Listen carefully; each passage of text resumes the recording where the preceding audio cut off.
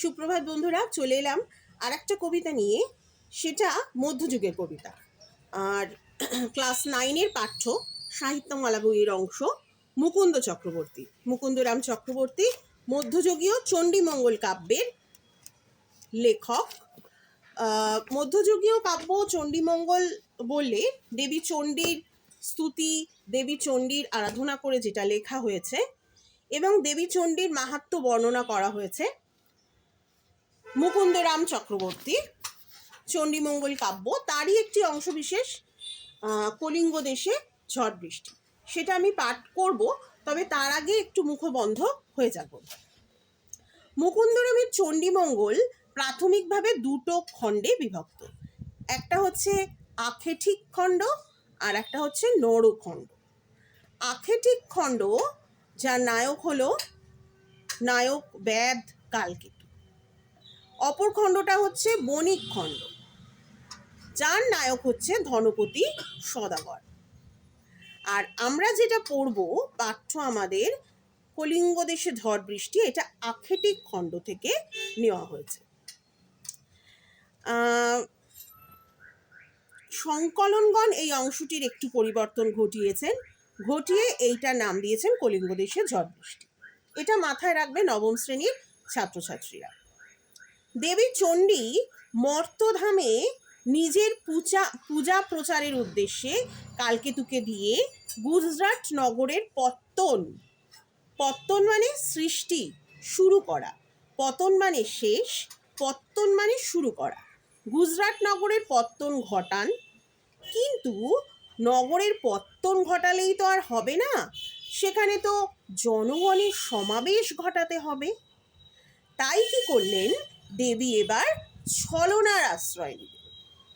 তিনি পার্শ্ববর্তী নগর কলিঙ্গ নগরকে ধ্বংস করে সেখানকার জনগণকে গুজরাটে অনুপ্রবেশে বাধ্য করেন। আলোচ্য কাব্যাংশে আমরা সেটারই বর্ণনা করব।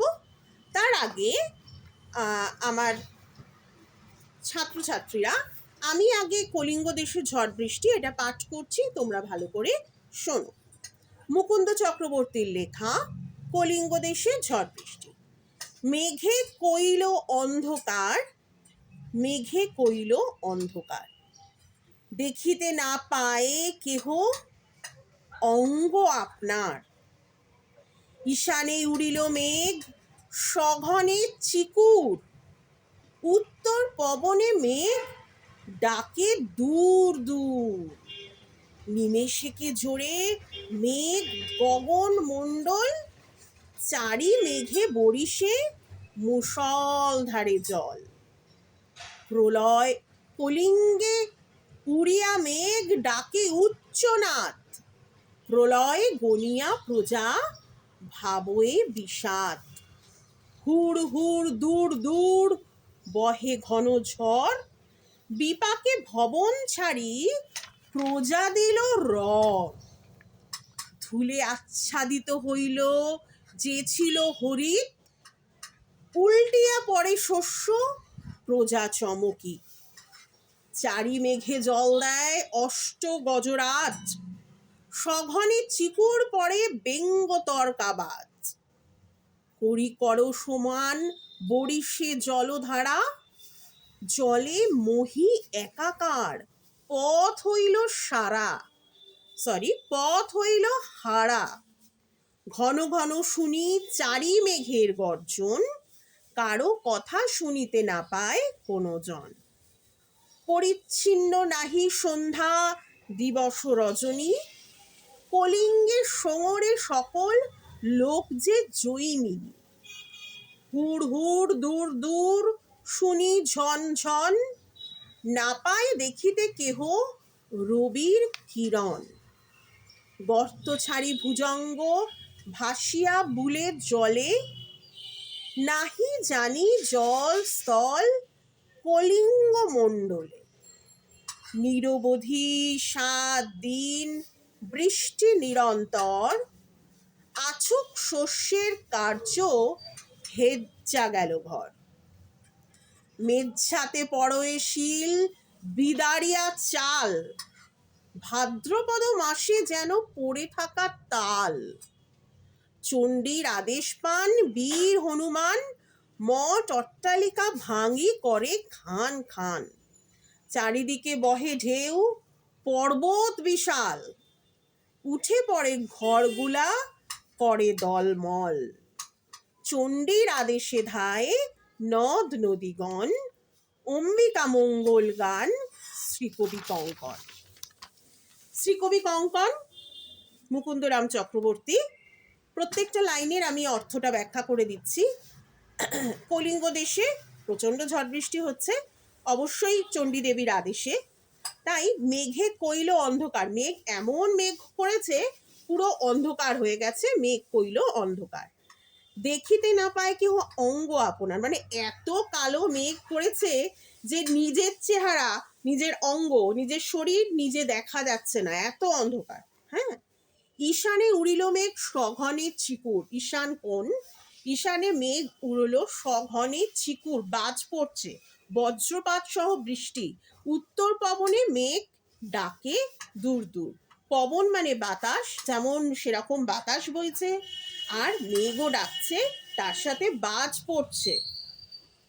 নিমেষেকে জোরে মেঘ গগন মণ্ডল, নিমেষের মধ্যে সারা গগন বিস্তার করে মেঘ ঢেকে গেল আকাশ। চারি মেঘে বরিশে মুষলধারে জল। চার মেঘ, চারটি মেঘের নাম পেয়ে যাব আমরা। সেই চারটি মেঘে মুষলধারে জল বর্ষণ করছে। চারটে মেঘ হচ্ছে, চারি মেঘ সংবর্ত, আবর্ত, পুষ্কর, দ্রোণ। সংবর্ত, আবর্ত, পুষ্কর, দ্রোণ, এই চারটে মেঘ মুষলধারে জল বর্ষণ করছে।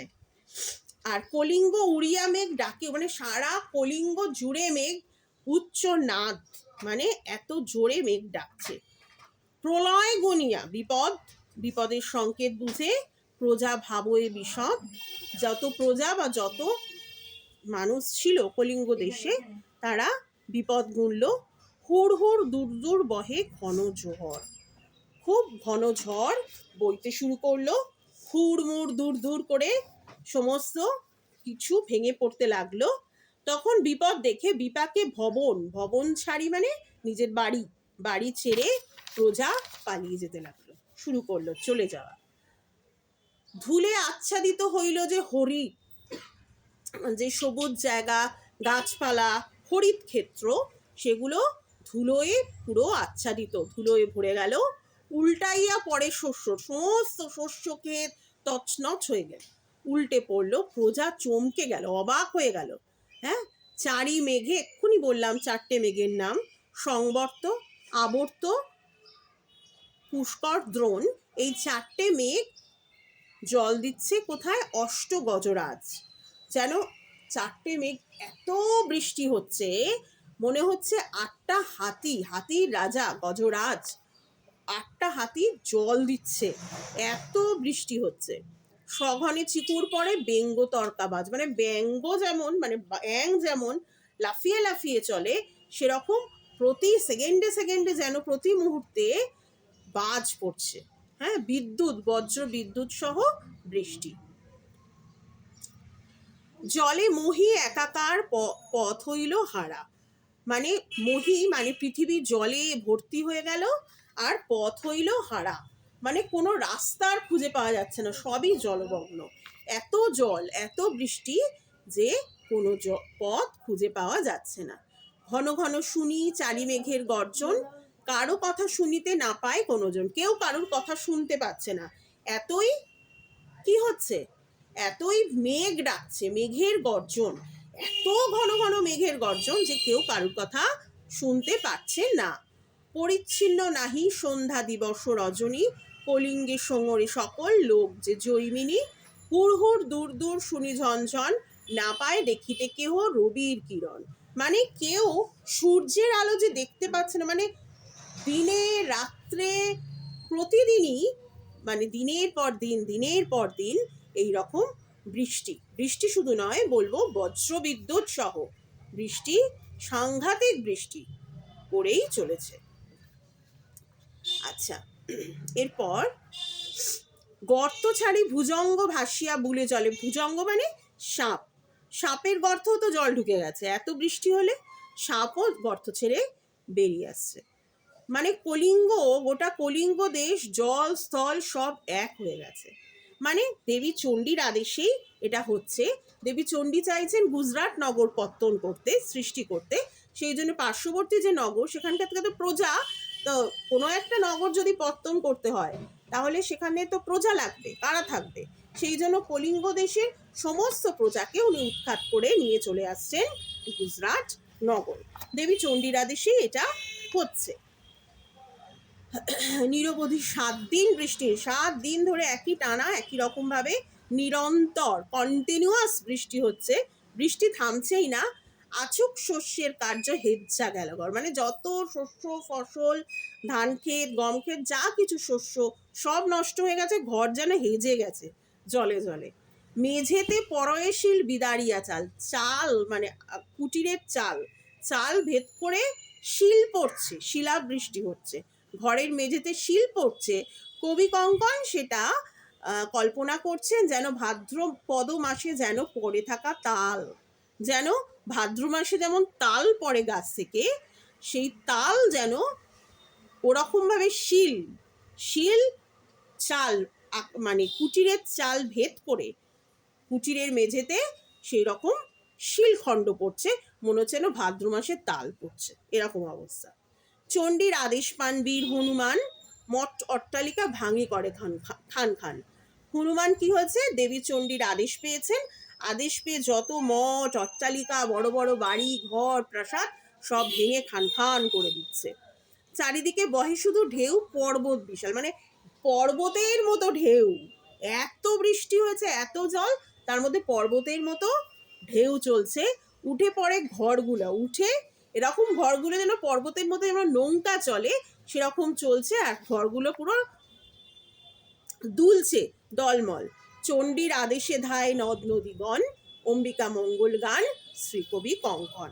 মানে চণ্ডীর আদেশেই সমস্ত নদ নদী সেই কলিঙ্গ দেশ দিয়ে চলছে, বয়ে চলেছে। মানে কলিঙ্গ দেশে নিঃশেষ হয়ে গেছে, মানে কোনো আর জীব, বাড়ি ঘর, প্রাণের অস্তিত্ব কিছুই খুঁজে পাওয়া যাচ্ছে না, শুধুই পর্বত সমান ঢেউ বয়ে চলেছে। আর বন্যায় সমস্ত কলিঙ্গ দেশ ভাসিয়ে দিয়েছেন দেবী চণ্ডী, তার কারণ পাশে গুজরাট নগর পত্তন। ঠিক আছে, আচ্ছা আমি একটুখানি একটা জায়গা থেকে পাঠ করছি, এটাই সুন্দরভাবে লেখা আছে, একটু কম্প্যাক্ট, আমার বেশ ভালো লাগলো তাই পড়ছি। দেখতে দেখতে কলিঙ্গের আকাশ ঘন কালো মেঘে ছেয়ে যায়, অন্ধকার এতটাই ঘন হয়ে দেখা দেয় যে মানুষ নিজের অঙ্গ দেখতে অক্ষম হয়। আকাশে ঈশান কোণে যে কালো মেঘ দেখা দিয়েছিল, উত্তুরে বাতাসের ধাক্কায় তার চারিদিকে ব্যক্ত মানে ছড়িয়ে যায়। সেই সঙ্গে বজ্র বিদ্যুৎ সহ প্রবল বৃষ্টি শুরু হয়। উচ্চনাদে মেঘের গর্জন চলতে থাকে। মহাপ্রলয়ের আশঙ্কায় কলিঙ্গের প্রজারা খুবই চিন্তিত হয়ে পড়ে। ঝড় বৃষ্টির প্রাবল্যে ভয় পেয়ে প্রজারা ঘরবাড়ি ছেড়ে দৌড়তে থাকে। ঝড়ে পথের ধুলো সবুজকে ঢেকে দেয়, ক্ষেতের ফসল মাটিতে লুটিয়ে পড়ে। কলিঙ্গের আকাশ থেকে চারি মেঘ সংবর্ত, আবর্ত, পুষ্কর, দ্রোণ প্রবল ধারায় বৃষ্টি ঝরাতে থাকে, যেন মনে হয় অষ্টগজরাজ সুরে করে জল ছেটাচ্ছে। ব্যাঙের মতো লাফিয়ে লাফিয়ে বাজ পড়তে থাকে। কলিঙ্গ দেশ এমনভাবে প্লাবিত হয় যেন কলিঙ্গের জলস্থলের প্রভেদ, জল আর স্থলের যে পার্থক্য সেটা ঘুচে যায়। সাপেরা গর্ত ছেড়ে বেরিয়ে এসে জলে ভাসতে থাকে। অনবরত 7 দিন বৃষ্টিতে বাড়ি ঘর ক্ষেত সমস্ত জলমগ্ন হয়ে পড়ে। ফলে সঞ্চিত যে শস্য ছিল সেগুলো সব পচে যায়। ভাদ্র মাসে গাছ থেকে যেমন পাকা তাল পড়ে, তেমনি আকাশ থেকে শিলাখণ্ড পড়তে থাকে, পতিত হতে থাকে, তার চাল ভেদ করে ঘরের মেঝেতে পড়ে। দেবী চণ্ডীর আদেশে বীর হনুমান কলিঙ্গের মঠ অট্টালিকা ভেঙে তছনছ করে দেন। দেবীর আদেশে নদ নদীগুলো কলিঙ্গের মধ্যে দিয়ে প্রবাহিত হতে থাকে, আর পর্বত প্রমাণ ঢেউ বাড়িঘরগুলো টলমল করতে থাকে। কবির বর্ণনায় এমনই এক দুর্যোগের চিত্র আমরা আলোচ্য কাব্যাংশে পেয়ে থাকি। কবি মুকুন্দরাম চক্রবর্তী। কলিঙ্গ দেশে ঝড় বৃষ্টি, আশা করি তোমাদের বুঝতে অসুবিধে হয়নি।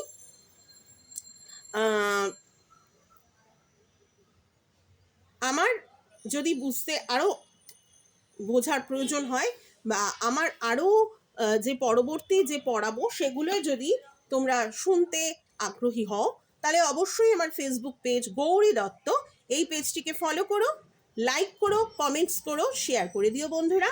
আর আমার ইউটিউব চ্যানেল, যেখানে বাংলা ভাষা সাহিত্য ব্যাকরণ পড়িয়ে থাকি, সেই চ্যানেলটিকে সাবস্ক্রাইব করো, সেখানেও লাইক করো, কমেন্টস করো, শেয়ার করো। আর এই ফলো বা সাবস্ক্রাইব করা, এটাই হয়ে থাকবে আমার গুরু দক্ষিণা। তবে আজকের মতো ছোট বন্ধুরা চললাম। সকলে ভালো থেকো, সুস্থ থেকো, পড়াশোনা করো। আবার দেখা হবে। সমস্ত অভিভাবকদের আমার প্রণাম।